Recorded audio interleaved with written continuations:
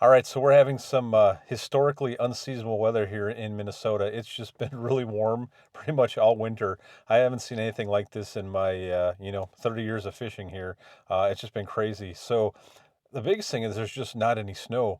And usually by this time of the year, we at least have a little bit of snow on the ground. And mixed in with that, we've been having, so the last week here, we've been having, 40 to 50 degree temps. The rivers are starting to open up even more so than normal. You'll have some of the bigger parts of the Mississippi that will usually stay open most of the year. So that's not unheard of. But some of these smaller area rivers are starting to open up as well, like the Minnesota River here and some of the portions of the St. Croix and Mississippi that aren't typically open. So just kind of wanted to document this because we may never see it again. And actually, we're going to take the boat out. So I'm going to hook the boat up. I'm going to go pick up John. Not exactly sure what section we're going to go to, but we're going to wet some lines and maybe catch some cats or maybe even some sturgeon. So we're going to give it a shot. Looks like the weather forecast is going to be about 45 degrees today. It's cloudy right now, but the sun's supposed to be peeking out here late afternoon, and we might go even after dark here a little bit. So again, just kind of documenting this to look back at and see that we're taking the boat out on February 3rd. Because I was just looking at my Facebook memories, and most of them are snowmobiling, ice fishing, driving on the lake. We have 20 to 24 inches of ice at this point, and a good snowpack. So again, we're just gonna go out, make the best of it, and I actually like it. I wish it was like this more often. We could get the boat out more. So let's see if we can find some fish. I'm not super confident, but not much going else on this Saturday. So come along with and see if we can catch a few.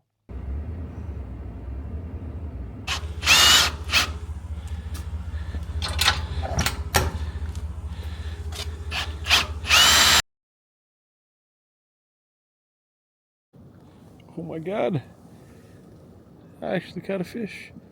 We're waiting for the sturgeon to bite, so we threw a little jig out. Hold it up for me. Well, the Pool 2 Hardman ramp is completely full, even people up in the overflow. Unfortunately, if you can see the flashing lights up there, they're not even letting me launch. Apparently apparently a plane crashed in the water, so we're gonna go home. All right, so we made it out on the river here. Not exactly sure what's going on, other than the police said a plane crashed somewhere down here. There is a little private airfield down here a little ways, so they got some fireboats out, and not sure exactly what happened, but they were nice enough to let me launch because I drove quite a ways actually to get here. So I just said I'll wait if I need to and until we get the green light, but he just said I'm going to let you go ahead and launch. We're just doing one at a time here. So anyways, came to my first spot here, and there's definitely some catfish right where we left them. So, and it's pretty typical. They kind of school up here in this deep hole, and I don't think I'm going to be able to get them bite. Maybe I will.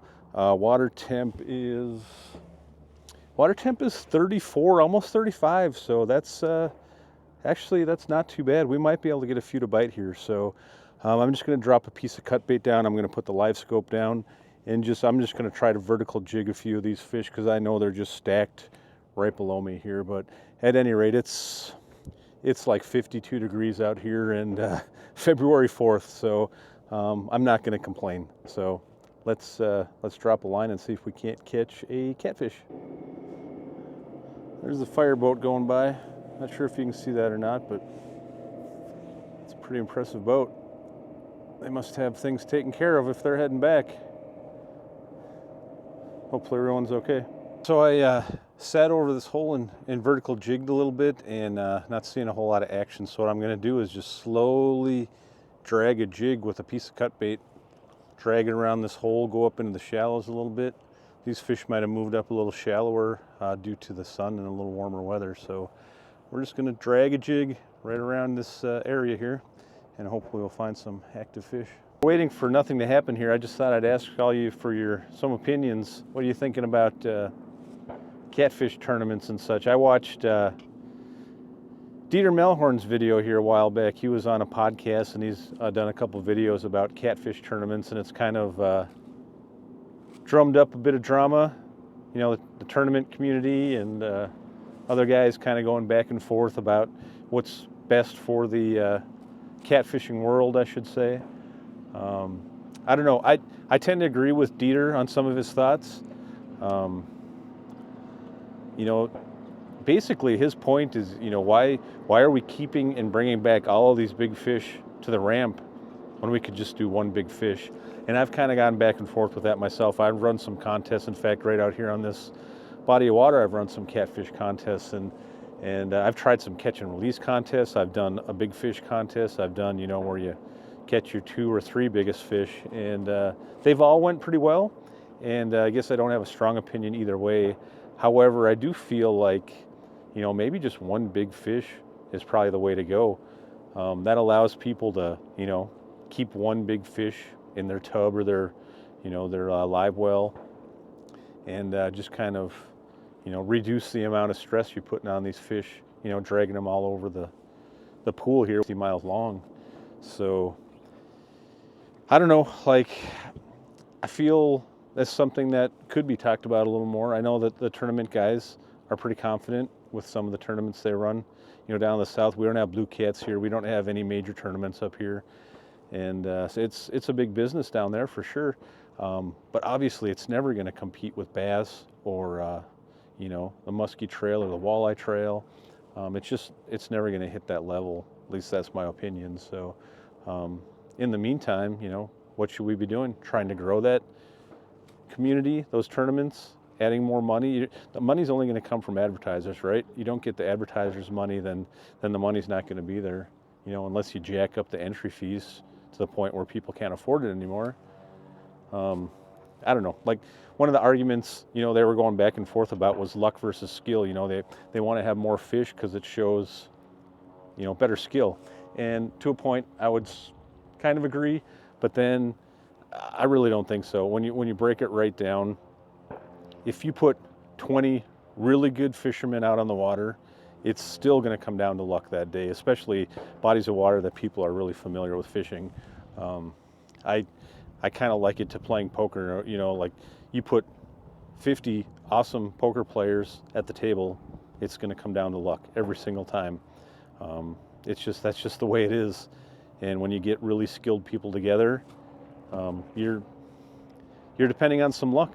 You know, you get line breaks or hook breaks or, you know, boat trouble. There's just, everything has to go right to win some of these contests. So, you know, maybe we don't have to be keeping 3, 4, 5 fish for these tournaments. But anyways, I'm just curious to hear everyone's thoughts, what they think about that matter.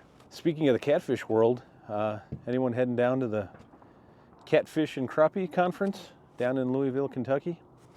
I have never been there, and I'm thinking about going this year.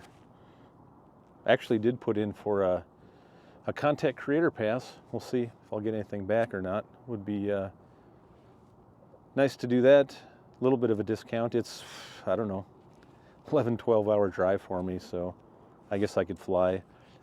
But man, it's expensive.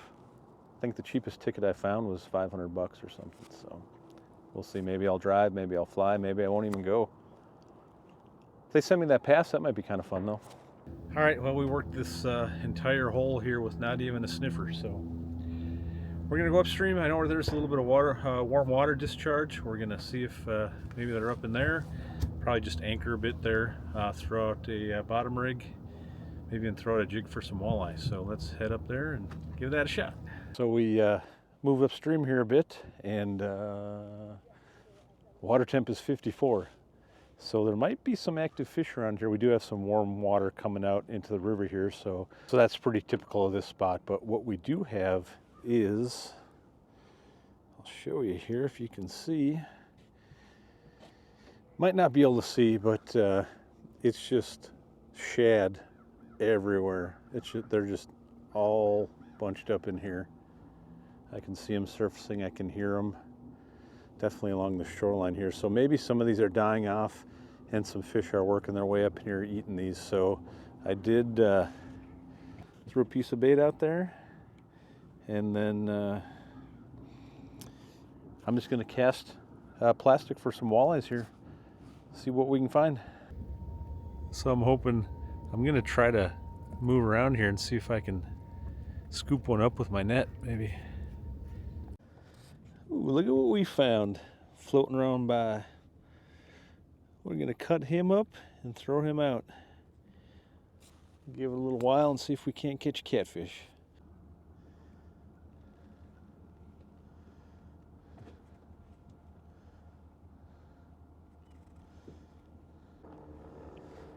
All right, well, we gave it a shot. Not even a single bite today. That's all right though.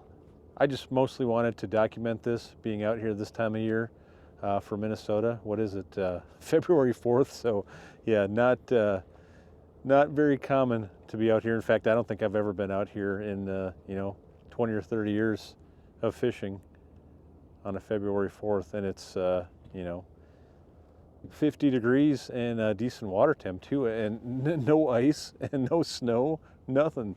But yeah, I kind of figured I wasn't going to catch anything, but definitely better than sitting on the couch, and you just never know what might happen when you come out here. So we're definitely a couple months away from any real bite, but I just wanted to get out here, and it's such a nice day. So anyways, we'll see you next time, and thanks for watching.